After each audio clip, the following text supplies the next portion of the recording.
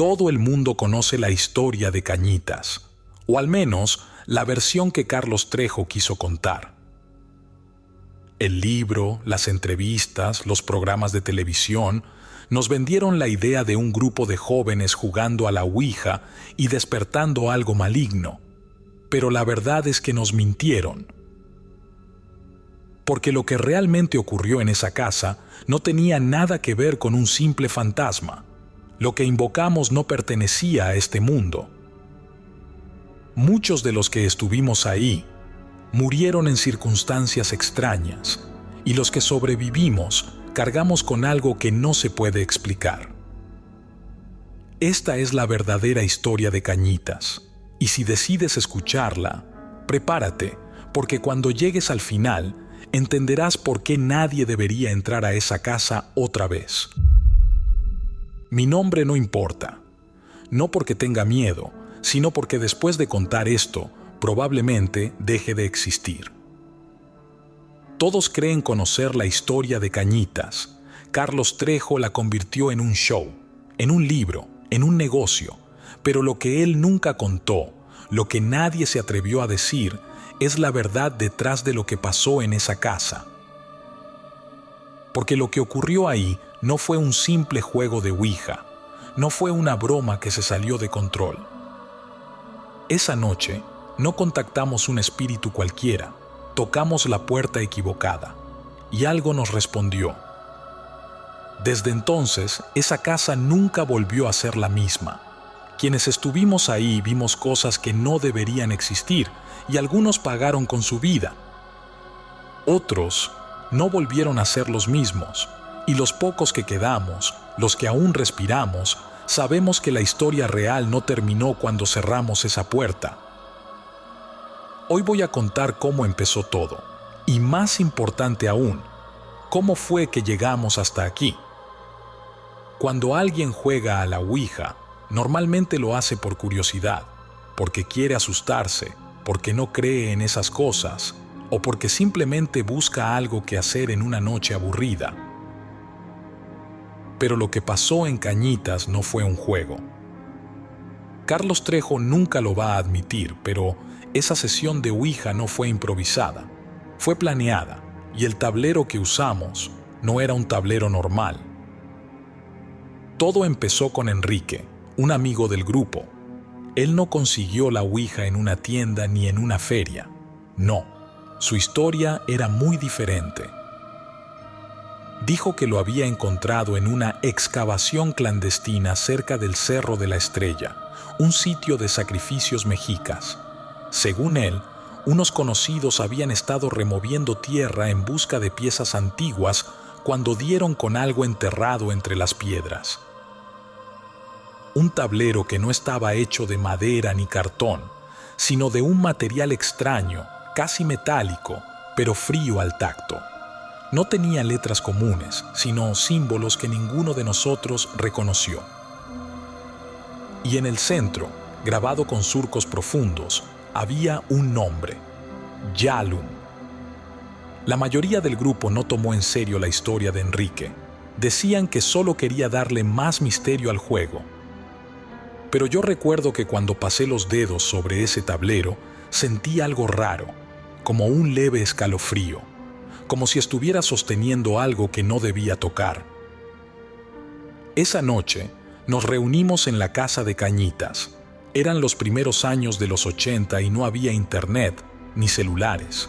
Si querías pasar el rato, lo hacías con lo que tuvieras a la mano.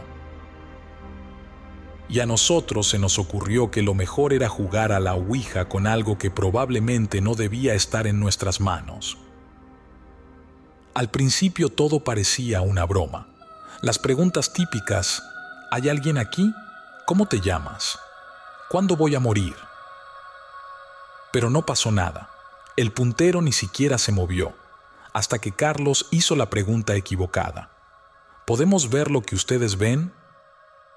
La Ouija reaccionó de inmediato.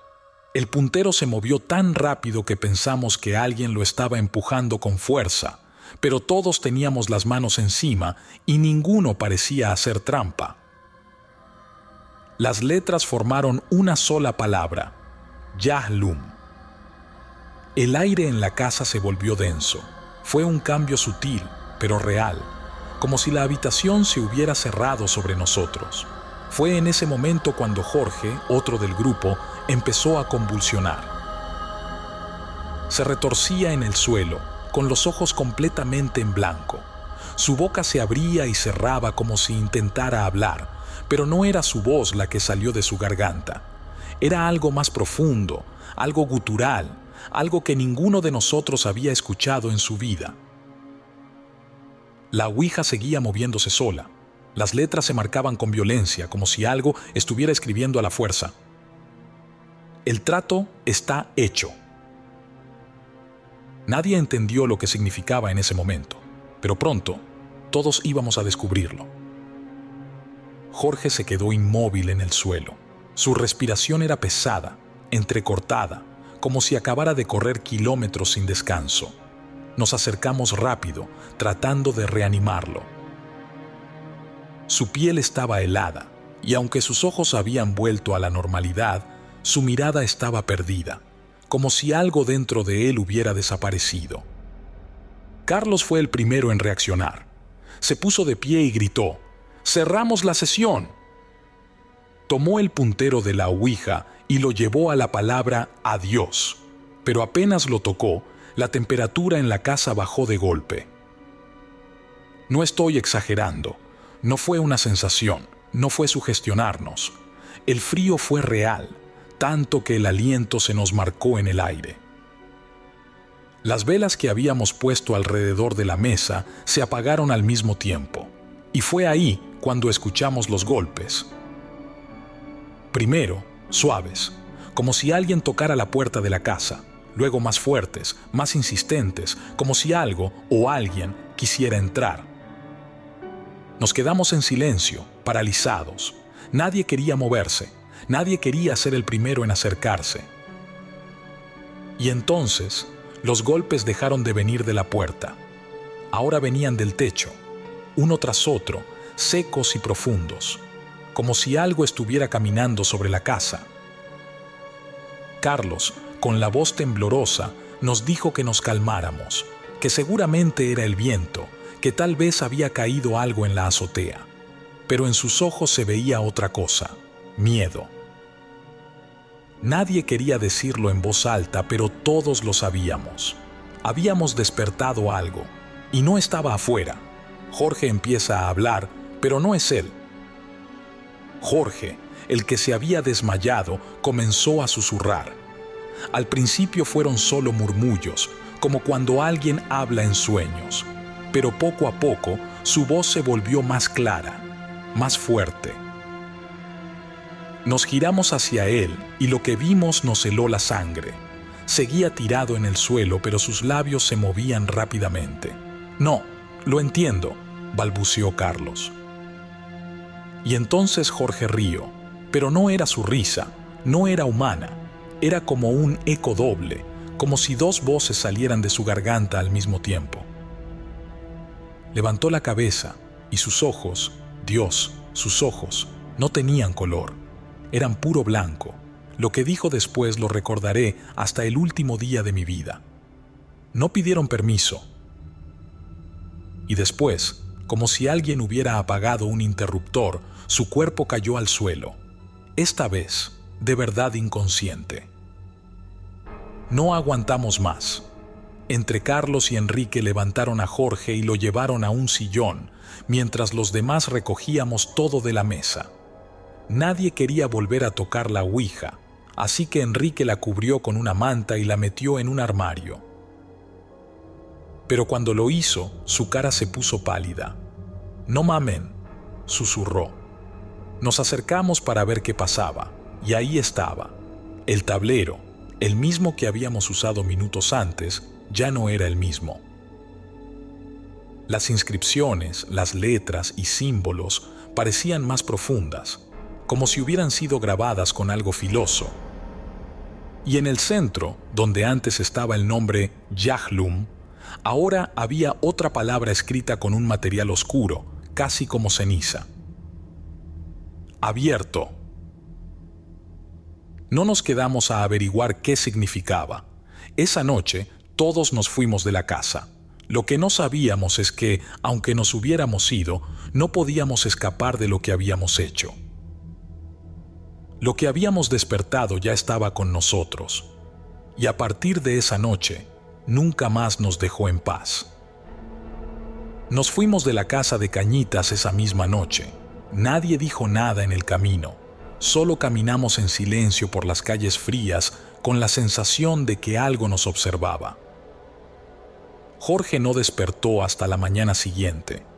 Carlos fue a verlo a su casa, pero su mamá dijo que había pasado la noche entera temblando y murmurando cosas sin sentido. Eso fue lo primero raro, pero no fue lo último. Uno por uno, todos los que estuvimos en esa sesión empezamos a notar cosas extrañas, pequeños detalles al principio, cosas que podías ignorar si no ponías atención. Enrique decía que a veces, en su cuarto, las sombras parecían moverse cuando apagaba la luz. Rosa, la novia de Jorge, soñaba con un pasillo oscuro donde algo respiraba fuerte detrás de ella. Siempre se despertaba antes de ver qué era. A mí, al principio, solo me pasaban cosas pequeñas. Dejaba un objeto en la mesa y al rato ya no estaba. Puertas que había cerrado aparecían abiertas. Pensé que era paranoia, que nos habíamos sugestionado, hasta que, una noche, me desperté sin razón y me di cuenta de que alguien estaba en mi cuarto. No lo vi de inmediato, solo sentí una presencia. No un ruido, no un movimiento, algo mucho peor. Sentí que algo estaba ahí conmigo, mirándome. No podía moverme. Era como si mi cuerpo estuviera pegado al colchón. Quise hablar, pero no salía sonido de mi boca. Y entonces la puerta del closet se abrió sola. No bruscamente, no con violencia. Se abrió despacio, como si alguien la empujara con calma, asegurándose de que yo estuviera mirando. No vi nada adentro, solo oscuridad. Pero ahí fue cuando lo escuché. Un susurro. Algo dijo mi nombre. Y no estaba solo, era más de una voz. Yo sobreviví a esa noche. No dormí, no me moví, no hice nada más que esperar a que amaneciera, pero otros no tuvieron tanta suerte. El primero en morir fue Pedro. No era parte del grupo, pero vivía cerca de la casa de Cañitas. Dicen que una noche sintió ruidos y salió a ver qué pasaba. Su familia lo encontró en la mañana con el cuello roto, tirado en la sala de su casa. La policía dijo que había sido un accidente. Nosotros sabíamos que no. Después fue el padre Velázquez, el sacerdote que Carlos llevó para bendecir la casa. 2 días después de entrar ahí, lo encontraron muerto en su iglesia. Su autopsia dijo paro cardíaco, pero la persona que preparó su cuerpo para el entierro dijo que tenía marcas en el pecho, como si algo lo hubiera agarrado con fuerza. No dijimos nada. No queríamos pensar que esto era culpa nuestra, pero sabíamos la verdad. Algo había salido de la casa de Cañitas y estaba cobrando su precio. La última vez que nos vimos todos juntos fue en casa de Carlos. Nos mirábamos sin saber qué decir. Ninguno quería ser el primero en admitirlo, pero estaba claro. Todos estábamos siendo perseguidos. Y ahí fue cuando Rosa lo dijo en voz alta. Lo vimos. Se quedó en silencio un momento, temblando. La sombra. Nadie se rió. Nadie le preguntó si estaba bromeando. Porque en el fondo, todos sabíamos que no. Carlos tragó saliva. ¿Dónde? En la casa. Nos contó que la noche anterior ella y Jorge pasaron por Cañitas. Querían ver si todo estaba normal, si alguien más había entrado. Pero cuando llegaron, vieron algo en la ventana del segundo piso. Una figura alta, inmóvil, sin rostro, solo 2 ojos abiertos, mirándolos desde la oscuridad. Y cuando nos fuimos, dijo Rosa con la voz quebrada, seguimos viendo esos ojos en cada reflejo. Yo no pude evitar mirar hacia la ventana de la sala. Me sentí observado y entendí algo que no quería aceptar. Esto no iba a terminar aquí. Carlos tomó una decisión. Vamos a deshacernos del tablero. Nadie discutió. Volvimos a la casa de Cañitas y lo sacamos del armario donde Enrique lo había guardado. Nos preparamos para romperlo, quemarlo, hacer lo que fuera necesario para terminar con esto. Pero cuando quitamos la manta que lo cubría, no estaba igual. El material ya no se sentía frío, estaba tibio, como si tuviera calor propio. Y las letras que antes parecían grabadas ahora estaban hundidas, como si algo, desde el otro lado, hubiera estado empujando para salir.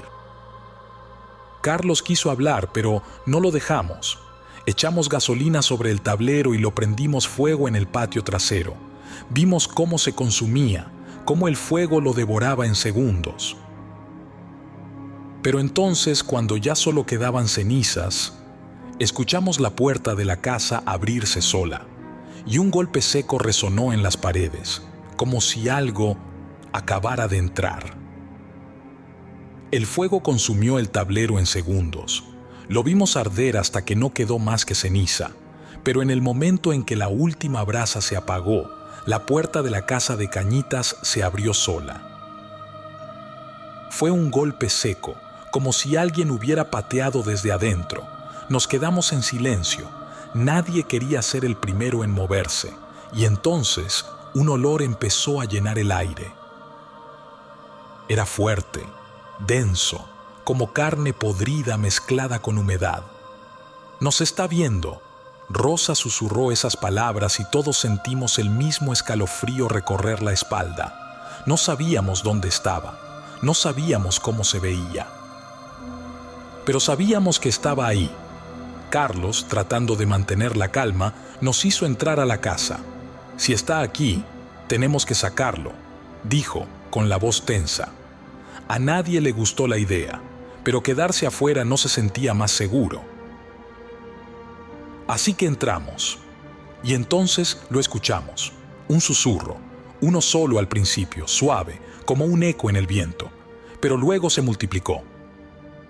Las voces venían de todas partes, del techo, de las paredes, del suelo, murmuraban en un idioma que ninguno reconocía, y de repente todo se quedó en silencio. Ese fue el peor momento, porque cuando el sonido regresó, no fue un susurro, fue un grito. Las luces de la casa explotaron. Cristales llovieron sobre nosotros y por un segundo todo quedó en completa oscuridad. Pero en ese instante la vimos, al fondo del pasillo, justo donde la sombra había sido vista en la ventana. Alta, más alta que cualquier persona. Su piel no era piel, era como humo negro denso, pero con forma humana, y sus ojos eran como agujeros blancos que brillaban en la oscuridad. Nos quedamos paralizados, no porque no quisiéramos correr, sino porque no podíamos. Era como si el aire se hubiera vuelto sólido, como si la casa entera nos estuviera sujetando. Y entonces se movió. No caminó, no corrió, se deslizó hacia nosotros. Carlos gritó y el hechizo se rompió. Salimos corriendo, pero Rosa se quedó atrás, se había caído. Cuando volteamos, vimos cómo algo la sujetaba del tobillo. No era una mano, no era una garra, era una sombra. Carlos y Enrique la tomaron de los brazos y tiraron con fuerza. La sombra se aferró a ella. Y cuando finalmente lograron soltarla, Rosa se quedó en el suelo, respirando con dificultad, pero tenía algo en la piel. En su tobillo, donde la sombra la había sujetado, había una marca negra, una palabra grabada en su carne. Yaalum. Después de esa noche, Rosa ya no fue la misma. No hablaba, no dormía, se quedaba mirando las esquinas de los cuartos como si esperara ver algo. Cuando finalmente logró decirnos qué sentía, su voz fue apenas un susurro. No se fue. Carlos decidió buscar ayuda. Fue con padres, brujos, curanderos, cualquiera que supiera algo de esto. y al final encontró a un sacerdote que aceptó hacer una bendición en la casa, el padre Velázquez, el mismo que 2 días después apareció muerto.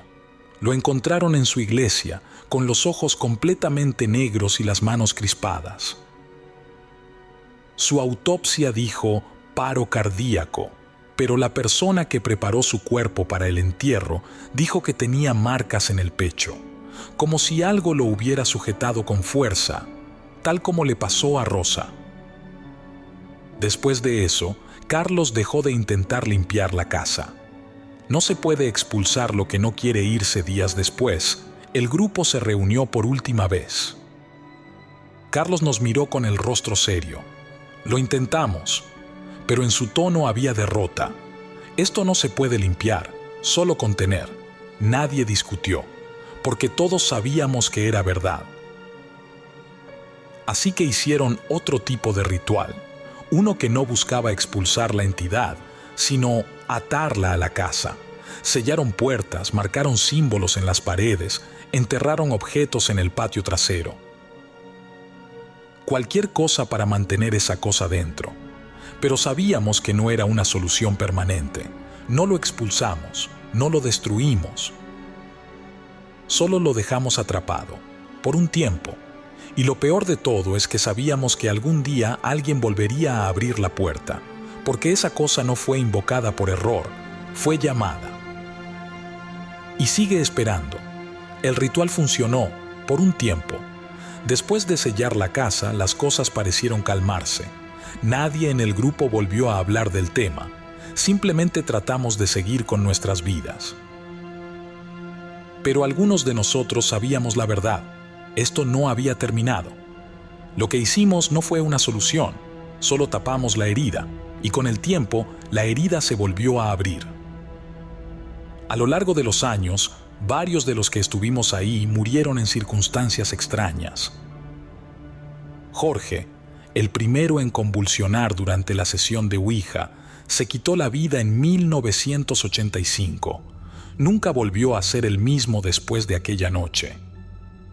Decía que sentía una presencia siguiéndolo a todas partes, que veía sombras en los espejos, que escuchaba susurros en los pasillos. Su nota de suicidio solo tenía 3 palabras escritas con lápiz. No era humano. Enrique, el que llevó la Ouija, desapareció en 1989. Nunca encontraron su cuerpo, solo su auto, abandonado en una carretera fuera de la ciudad.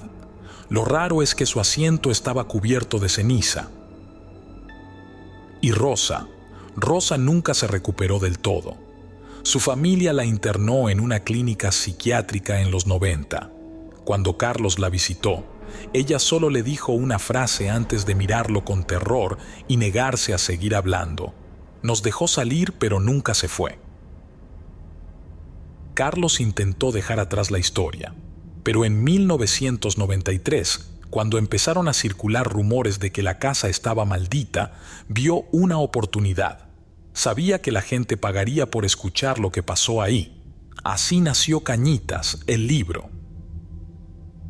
Carlos cambió partes de la historia, eliminó detalles, le dio un enfoque más comercial, dejó fuera los nombres de muchos de los que murieron, quitó toda referencia a que la Ouija que usamos no era normal. Nos vendió como un grupo de jóvenes imprudentes que jugaron con lo que no debían, pero lo que más me aterró fue cuando volvió a entrar a la casa. Cuando lo vi en la televisión, hablando del lugar como si fuera una simple historia de terror, supe que había cometido un error. Él creyó que con el ritual la entidad quedó atrapada, pero no pensó en lo más importante. ¿Y si lo que encerramos nunca estuvo en la casa, sino en nosotros? En 1999 recibí una llamada de un número desconocido. Era Carlos. No hablábamos desde hacía años. Su voz sonaba rota. No sé qué hacer. Le pregunté qué pasaba. Hubo silencio. Volvió. Mi estómago se hundió. Carlos me contó que en las últimas semanas había empezado a ver cosas otra vez. Sombras en su casa, susurros cuando estaba solo. pesadillas con la misma figura que vimos aquella noche. Pero lo peor fue el espejo. La otra noche, al salir del baño, vi algo en el espejo del pasillo. ¿Qué viste?, pregunté, sintiendo un frío recorriéndome la espalda. Carlos respiró hondo. Mi reflejo no se movió. Tragué saliva. Al principio pensé que era mi imaginación, siguió. Pero entonces lo vi sonreír. Mi piel se erizó. Carlos, ¿qué hiciste? Lo cubrí con una sábana. Silencio, y luego, en un susurro. Pero sigo sintiéndolo del otro lado. 2 semanas después de esa llamada, Carlos desapareció por unos días. Cuando volvió a aparecer, dijo que ya todo estaba bien, que había resuelto el problema. Nunca explicó qué hizo. Pero después de eso, dejó de hablar de la casa de Cañitas. Ya no quiso volver a entrar. Ya no mencionó nada en sus entrevistas, como si hubiera hecho un nuevo trato. Nadie sabe con certeza qué pasó en esos días, pero hay algo que me aterra pensar. ¿Qué tal si la entidad ya no está en la casa? ¿Qué tal si se llevó algo a cambio? Y lo más importante, ¿qué pasó con Carlos Trejo en esos días? Carlos Trejo nunca volvió a hablar de lo que hizo en esos días, pero después de eso, dejó de ser el mismo. Ya no pasaba tanto tiempo en la casa de Cañitas, ya no mencionaba la entidad en sus entrevistas. Se dedicó a vender la historia como una novela de terror, pero él sabía que no era ficción. Los que seguimos con vida lo entendimos. No había ganado, solo había hecho otro trato. Años después, la casa seguía ahí, abandonada pero nunca en silencio. Los vecinos hablaban de sombras en las ventanas, de voces que salían de las paredes cuando pasaban cerca. Algunos decían que veían a una figura alta, inmóvil, con ojos blancos mirándolos desde dentro. Otros, los más valientes, intentaban entrar. Ninguno duraba mucho tiempo. Uno de ellos, un investigador paranormal que quiso grabar un documental en la casa, sufrió un accidente al día siguiente. Su auto se volcó sin razón aparente. Las últimas imágenes que grabó nunca salieron a la luz, pero alguien que estuvo ahí dijo que, en la última toma, se veía un espejo en el fondo y que, justo antes de que el video se cortara, su reflejo sonrió. La verdad detrás de la historia, Carlos convirtió esta historia en un producto, pero él no es el verdadero protagonista de Cañitas. El verdadero protagonista es la cosa que despertamos aquella noche, la que sigue esperando. Y lo que más miedo me da no es lo que vimos en aquella casa, no es lo que escuchamos ni lo que sentimos en la oscuridad. Lo que más miedo me da es que sé que algún día alguien más va a jugar con la ouija en esa casa, y esta vez no habrá trato que los salve.